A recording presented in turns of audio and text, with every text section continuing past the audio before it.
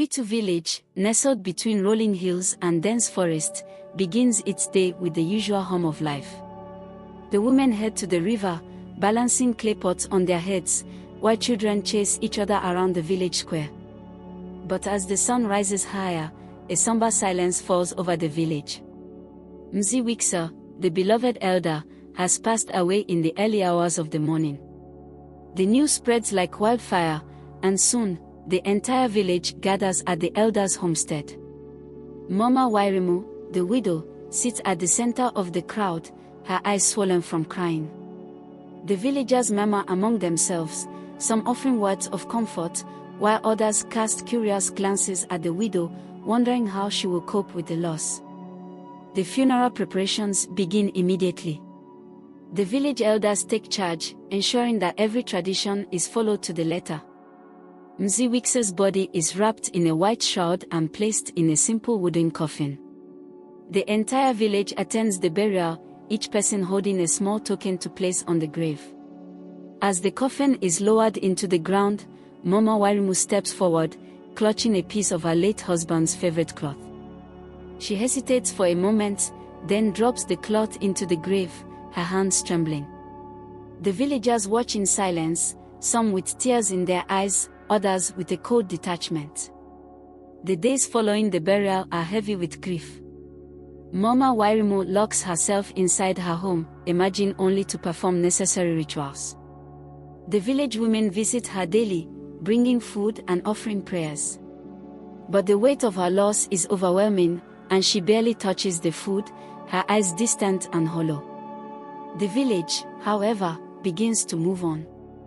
Life continues, and soon, Mziwiksa's death becomes just another story told around evening fires. But for Mama Wairimu, the pain is still fresh, and she finds herself struggling to face each new day without her husband. A week after the funeral, the village elders gather at Mziwiksa's homestead to read his will. The room is filled with tension as the relatives of Mziwiksa, especially his brother, Mzikebwana, sit with expectant faces. Mama Wairimu sits quietly in a corner, her heart heavy with uncertainty. The head elder, Mzi Omori, clears his throat and begins to read the will. The room falls silent as everyone listens intently.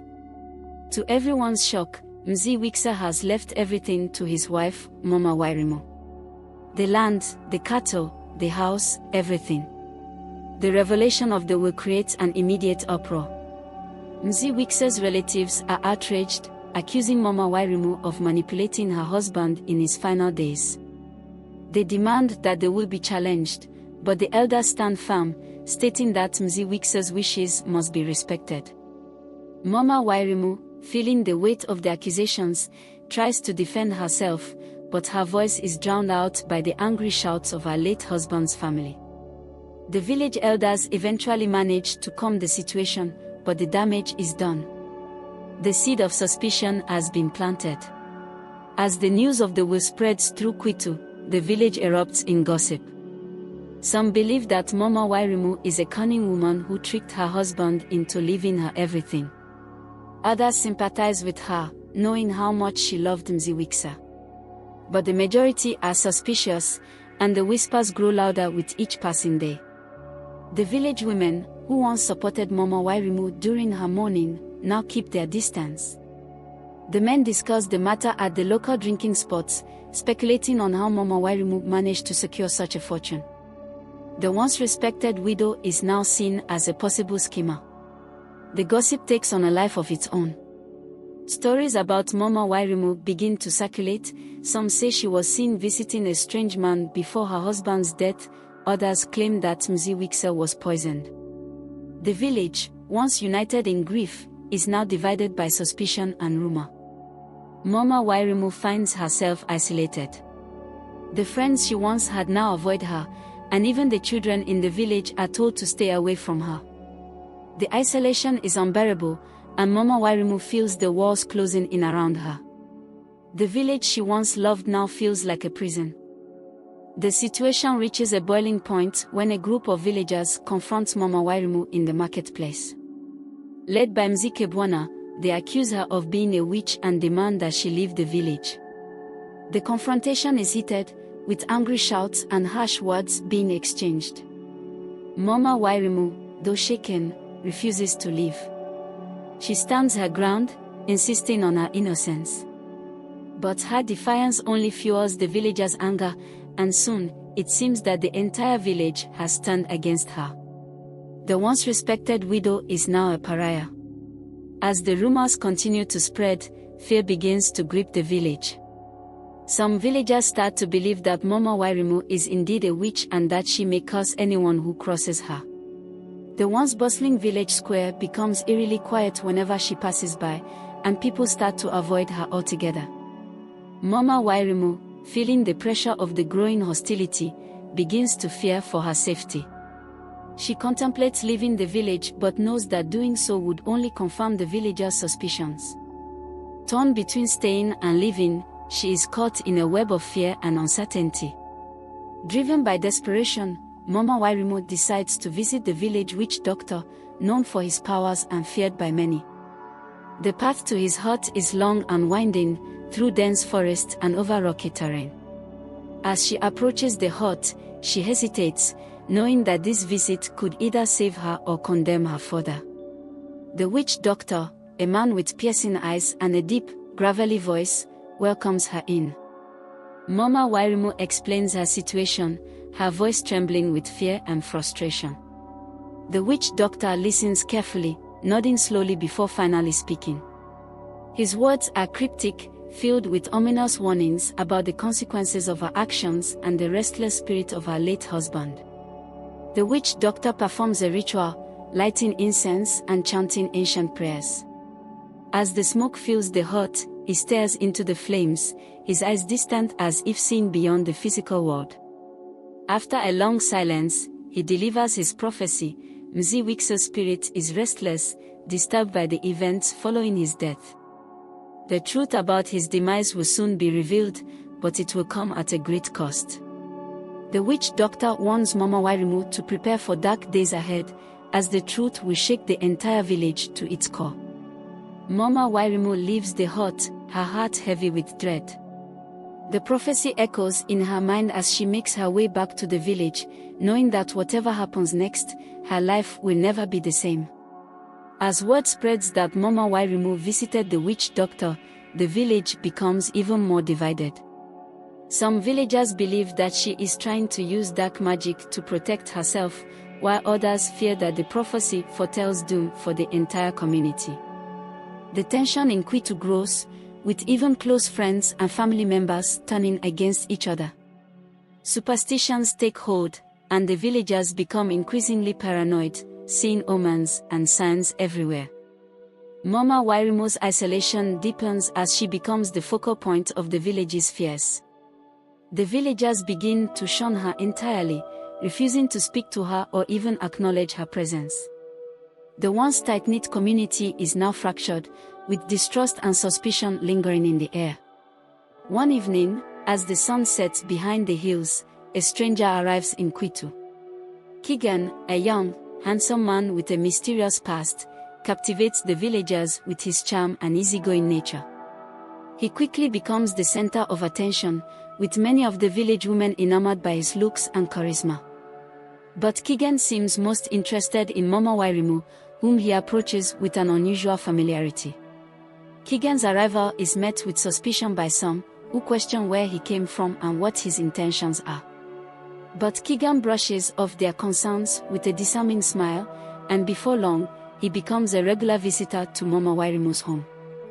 The villagers take notice, and soon the gossip mill is churning again, this time with even more scandalous speculation. Kigan spends more and more time with Mama Wairimu, helping her with chores and keeping her company during the lonely evenings. They are often seen walking together along the riverbank, talking in hushed tones. To the villagers, it appears that Mama Wairimu has moved on too quickly, and they begin to suspect that her relationship with Kigan might have started long before Mziwix's death. The rumors become increasingly scandalous, with some claiming that Kigan is using Mama Wairimu to gain access to her late husband's wealth. Others suggest that Kigan might be an agent of dark forces, sent to manipulate and ultimately destroy her. Despite the growing suspicions, Mama Wairimu finds herself drawn to Kigan, his presence offering a brief respite from her grief and isolation. One night, after a heavy downpour, Kigan is seen leaving Mama Wairimu's house late into the night. The next morning, the village is in an uproar. The rumors that had been simmering beneath the surface now explode into full-blown scandal. Some villagers accuse Mama Wairimu of betraying her husband's memory, while others are convinced that Kigan is a conman or worse. The scandal reaches its peak when Mischievousness, still bitter over the will, publicly accuses Mama Wairimu of adultery and demands that she be banished from the village. The once respected widow is now branded a disgrace, and the village elders are called upon to decide her fate. Mischievousness and other relatives of Mischievousness, feeling cheated and disgraced, gather secretly in a darkened room to discuss how they can reclaim what they believe is rightfully theirs. The atmosphere is tense, with each relative seething with anger and frustration. They plot to discredit Mama Wairimu further, aiming to have her declared unfit to manage the estate. One relative suggests spreading a rumor that Mama Wairimu used witchcraft to bewitch Mischievousness, causing his death. Another proposes planting evidence to make it seem like she was involved in illegal activities. The relatives agree on a plan, each taking on a different task to ensure their success. Over the following days, the relatives begin to execute their plan. They spread rumors throughout the village, claiming that Mama Wairimu is practicing witchcraft and that her relationship with Kigan is part of a dark ritual. They also plant fake evidence in her home, including strange herbs and symbols, which they later discover and present to the village elders. The villagers, already on edge, are quick to believe the rumors. Fear and suspicion grip Kwitu, and the once peaceful village is now consumed by paranoia. Mama Wairimu finds herself under constant scrutiny, with villagers watching her every move, waiting for her to slip up. With the fake evidence in hand, Mischievousness and the other relatives present their case to the village elders. They accuse Mama Wairimu of witchcraft, adultery, and other crimes, demanding that she be stripped of her inheritance and banished from Kwitu. The village elders, faced with mounting pressure from the terrified villagers, agree to investigate. Mama Wairimu is brought before the elders in a public hearing. The villagers gather in the square, eager to see the outcome. The atmosphere is charged with anticipation, and the tension is palpable as the elders begin to question her. Despite her attempts to defend herself, the weight of the false evidence and the villagers' fear prove overwhelming. The village is now divided into two factions, those who believe in Mama Wairimu's innocence and those convinced of her guilt. The arguments between the two sides grow increasingly heated, leading to public confrontations that sometimes turn violent. Longtime friends and even family members find themselves on opposite sides of the conflict. The situation worsens when a group of villagers, convinced that they are protecting the community, form a vigilante group. They begin patrolling the village, intimidating those who support Mama Wairimu and vandalizing her property. The once peaceful village is now a battleground, with tensions reaching a breaking point. Despite the overwhelming opposition, Mama Wairimu still has a few supporters who believe in her innocence. They gather secretly in her home, discussing how they can clear her name and restore peace to the village. The group is made up of a few close friends, some of whom have known Mama Wairimu for years and refuse to believe the accusations against her. The supporters decide to gather evidence to prove that the accusations are false. They plan to confront the village elders with their findings, hoping to sway them before it's too late. The group works late into the night, preparing their strategy and offering each other words of encouragement, knowing that they are risking their own safety by standing with Mama Wairimu. Mama Wairimu's supporters approach the village elders during a public meeting, presenting the evidence they've gathered. They argue passionately that the accusations against her are based on lies and manipulation by those who seek to benefit from her downfall. The elders listen carefully, but the village is still deeply divided. As the debate intensifies, tempers flare. Mischievousness and his supporters accuse Mama Wairimu's group of being bewitched or bribed, further inflaming the situation. The village square becomes a scene of chaos as the two sides clash, with shouts and accusations flying back and forth. The elders struggle to maintain order, but the situation spirals out of control. The tension in the village reaches a boiling point, and a violent uprising breaks out. The vigilante group, fueled by fear and anger, attacks Mama Wairimu's home in the middle of the night. Her supporters try to defend her, but they are outnumbered and overwhelmed. The scene is chaotic, with shouting, fighting, and the sound of breaking glass filling the night air. As the violence escalates, fires are set, and the once peaceful village is consumed by flames and destruction. The village elders, unable to control the situation, retreat, leaving the villagers to their fate. Mama Wairimu and her supporters are forced to flee, seeking refuge in the surrounding wilderness. The morning after the uprising, the village is in ruins. Smoldering ashes and charred remains are all that's left of several homes, including Mama Wairimu's. The village is eerily silent, with the once vibrant community now fractured and broken. Many villagers have fled, fearing further violence, while those who remain are haunted by the night's events. Mama Wairimu and her remaining supporters, now outcast, watch from a distance as the village they once called home lies in devastation. The reality of their situation sinks in, and they realize that they can never return. The prophecy foretold by the witch doctor has come to pass, but at a cost no one could have imagined.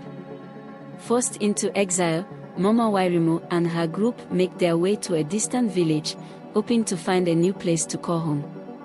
The journey is long and arduous, with the group facing numerous challenges along the way, including harsh weather, lack of food, and the constant fear of being pursued by their former neighbors. Despite the hardships, Mama Wairimu remains determined to survive and rebuild her life. She finds strength in the loyalty of her supporters and in the knowledge that she has done nothing wrong. As they reach the outskirts of a new village, they are weary but hopeful that they can start anew, leaving the past behind. Years later, a traveler from Kwitu arrives in the new village where Mama Wairimu and her supporters have settled. The traveler brings shocking news: the truth about Mziwiksa's death has finally been uncovered. It turns out that Mischievousness and other relatives had conspired to murder Mziwiksa and frame Mama Wairimu, all in an attempt to seize his wealth. The revelation sends shockwaves through the village, and Mama Wairimu's name is finally cleared. The villagers of Kwitu are filled with regret and shame for what they did to her. Many reach out to ask her to return and reclaim her rightful place in the community, but Mama Wairimu is unsure if she can ever forgive them. Mama Wairimu faces a difficult decision: return to Kwitu and reclaim her home, or stay in the new village where she has found peace and stability. Her supporters urge her to return, believing that she deserves justice and a chance to reclaim her life. But Mama Wairimu is torn, knowing that returning means facing the painful memories of her past and the people who betrayed her. After much contemplation, Mama Wairimu decides to return to Kwitu. She realizes that she cannot run from her past forever and that she must confront those who wronged her. However, she makes it clear that her return is not for vengeance but for closure and to ensure that the truth is known to all. Mama Wairimu and her supporters arrive back in Kwitu to a mixed reception. Some villagers greet her with open arms, eager to make amends, while others avoid her, too ashamed to face her. The village is much changed, with many of the old homes gone and new faces among the villagers. The once vibrant community is now more subdued, its spirit dampened by the events of the past. Mischievousness and the other conspirators are nowhere to be found, having fled the village in disgrace. Mama Wairimu is welcomed back into her home, which has been carefully preserved by a few loyal villagers. As she steps through the door, she feels a sense of closure and peace, knowing that the truth has finally been revealed and that she has reclaimed her life. As Mama Wairimu settles back into her home, rumors spread that Mischievousness has returned to the area, hiding in the nearby forest. Determined to face him and bring true closure to the ordeal, Mama Wairimu decides to confront him one last time. She ventures into the forest, accompanied by a few trusted supporters, to find the man who caused so much pain and suffering. The confrontation is tense and emotional. Mischievousness, now a shadow of his former self, tries to justify his actions, claiming that greed and fear drove him to his deeds. But Mama Wairimu remains resolute, demanding that he confess his crimes to the village. Mischievousness finally breaks down, consumed by guilt and fear, and agrees to return with her. Back in Kwitu, the entire village gathers in the square as Mischievousness, under the watchful eye of Mama Wairimu, confesses to his crimes. His voice trembles as he recounts the plot to murder Mziwiksa and frame Mama Wairimu, explaining how he manipulated the village's fear and superstition to achieve his goals. The villagers listen in stunned silence, many overcome with guilt and regret for their role in the tragedy. After the confession, the village elders decide that Mischievousness must leave Kwitu forever. They decree that he be exiled, never to return, and that his property be distributed among those who were wronged. The village, now united in their desire to make amends, begins the process of healing and rebuilding. With the truth finally out, the village of Kwitu embarks on a journey of healing and reconciliation. The villagers come together to rebuild the homes that were destroyed, including those of Mama Wairimu's supporters. The process is slow but steady, with each brick laid symbolizing the mending of broken relationships and the restoration of trust. Mama Wairimu becomes a respected figure in the village, her wisdom and resilience inspiring others. She leads initiatives to improve the village's economy and social harmony, ensuring that no one ever faces the kind of injustice she endured. The once divided community begins to thrive again, stronger and more united than ever before. Years pass, and Kwitu evolves into a flourishing community. Mama Wairimu, now older and revered as a wise elder, reflects on the journey that brought her and the village to this point. Her story becomes a cautionary tale told to younger generations, reminding them of the dangers of fear, greed, and superstition. The village thrives under the lessons learned from the past, with new traditions that honor truth, justice, and unity. Mama Wairimu's influence extends beyond Kwitu, as neighboring villages seek her counsel and emulate the changes that have brought peace and prosperity to her community. As Mama Wairimu approaches the end of her life, the village comes together to honor her. A grand celebration is held in the village square, where she is praised for her strength, wisdom, and the positive changes she brought to Kwitu. The villagers express their gratitude and share stories of how her resilience inspired them to become better people. Mama Wairimu, though frail, speaks one last time to the people she loves. She encourages them to continue living with the values she fought for and to ensure that the village remains a place of justice and unity. Her words resonate deeply, leaving a lasting impression on all who hear them. After Mama Wairimu's peaceful passing, the village honors her memory by establishing an annual festival in her name, celebrating the values of truth, justice, and unity. The festival becomes a major event, drawing visitors from far and wide who come to learn about the story of Mama Wairimu and the transformation of Kwitu. Her legacy lives on through the generations, with her story being passed down as a symbol of resilience and the power of community. Kwitu continues to thrive, a testament to the strength and wisdom of a widow who refused to be broken by the trials she faced. The story of Mama Wairimu and the village of Kwitu is recounted by a storyteller who travels from village to village, keeping the tale alive. The storyteller's voice is rich and engaging, captivating audiences young and old as they listen to the saga of courage, betrayal, and redemption. The tale becomes a cherished part of local folklore, ensuring that the lessons learned from Mama Wairimu's life are never forgotten. The story of Mama Wairimu is eventually recorded in a book titled The Legacy of Kwitu, which becomes a treasured volume passed down through generations. The book contains not only the story but also the lessons learned, advice for future generations, and reflections from the villagers who lived through the events. It serves as a guide and a reminder of the power of resilience and the importance of community. At the heart of Kwitu, a flame is kept burning in Mama Wairimu's honor. It symbolizes the eternal spirit of justice, truth, and unity that she embodied. The flame becomes a place of reflection and pilgrimage, where villagers and visitors alike come to pay their respects and draw inspiration from her life.